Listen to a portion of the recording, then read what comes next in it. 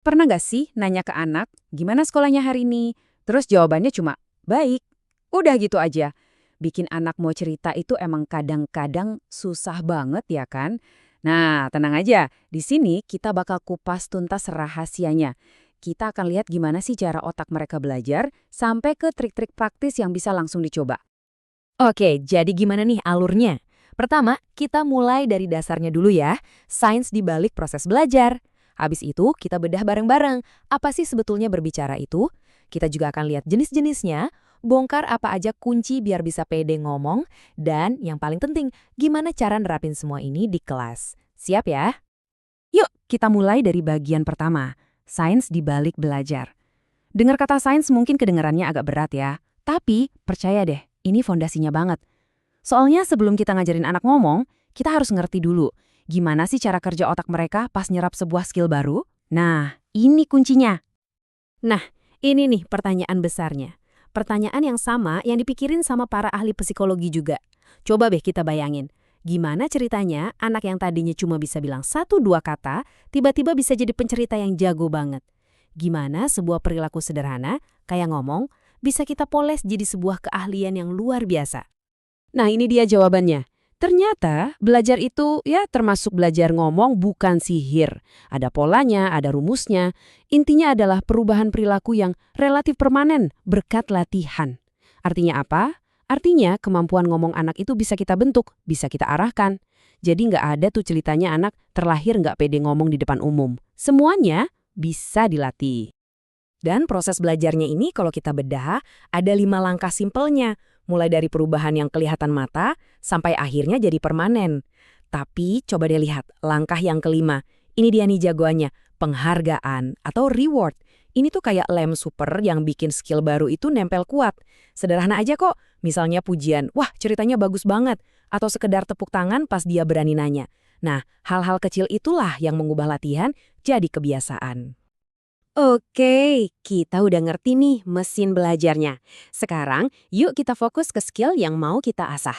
Berbicara. Sebenarnya, apa sih yang dimaksud dengan berbicara itu? Apa yang terjadi pas kita lagi ngomong? Jadi gini, ngomong itu bukan cuma sekedar nyusun kata-kata, bukan. Ini tuh lebih dalam dari itu. Anggap aja ini sebuah jembatan. Iya, jembatan ajaib yang nyambungin semua ide, gagasan, dan perasaan dari dalam kepala anak ke dunia luar. Ini alat utama mereka supaya bisa dimengerti sama orang lain. Dan proses komunikasi ini ternyata nggak sesimpel yang kita kira loh. Setiap kali kita ngomong, ada 6 pemain yang harus kerja bareng. Ada si pembicara, ada pesannya, tentu ada pendengar, terus ada medianya, ya suara kita ini. Bahkan ada sarana pendukung kayak gerak tubuh kita. Dan yang paling penting, harus ada interaksi. Coba bayangin, kalau satu aja dari tim ini ngadat, misalnya pendengarnya nggak nyimak, ya udah komunikasinya bisa gagal total.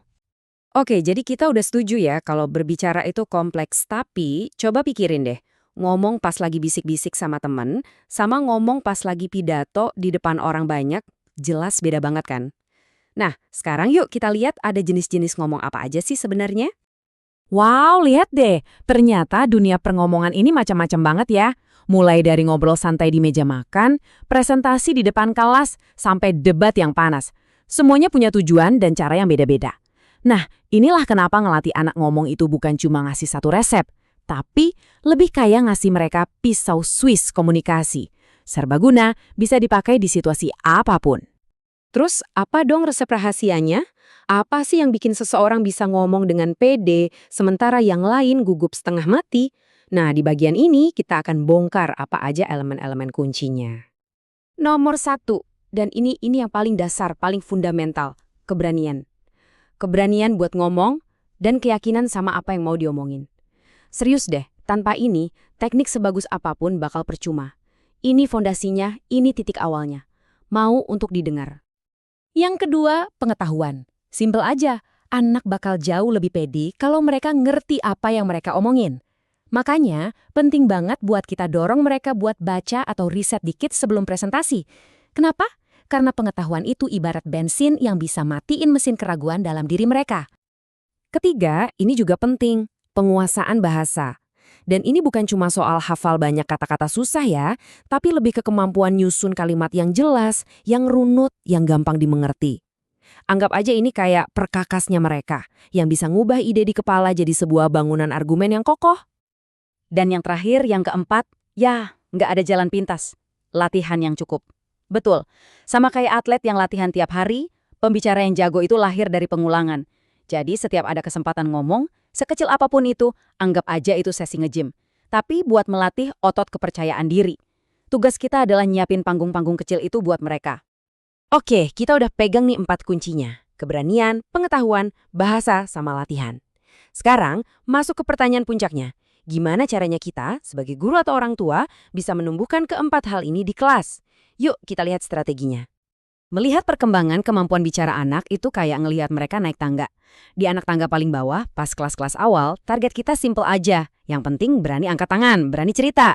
Nah, begitu mereka naik kelas, tantangannya juga naik. Kita dorong mereka buat punya pendapat, belajar cara nggak setuju tapi tetap sopan, sampai akhirnya di puncak tangga mereka bisa berpikir kritis dan logis. Nah, buat ngebantu mereka naik tangga itu ada 3 teknik yang bisa kita pakai. Ini persis banget kayak ngajarin anak naik sepeda. Pertama, teknik terpimpin. Guru ngasih topik dan kerangkanya. Ini kayak kita megangin sepedanya masih pakai roda bantu. Terus ada semi terpimpin. Guru cuma kasih topik, anaknya bebas mau ngembangin gimana. Ini tahap kita lepas roda bantunya. Sampai akhirnya teknik bebas. Anak pilih topik sendiri, ngembangin sendiri. Udah deh mereka bisa goes sepedanya sendiri dengan percaya diri. Jadi, kalau kita tarik kesimpulan ya, ini semua tuh intinya bukan cuma soal ngajarin teknik ngomong. Jauh lebih dari itu. Ini tentang memberdayakan sebuah suara, memberi mereka senjata paling ampuh untuk membentuk masa depan mereka sendiri. Jadi pertanyaannya bukan lagi bagaimana, tapi siapa? Yah, suara siapa yang mau kita berdayakan hari ini?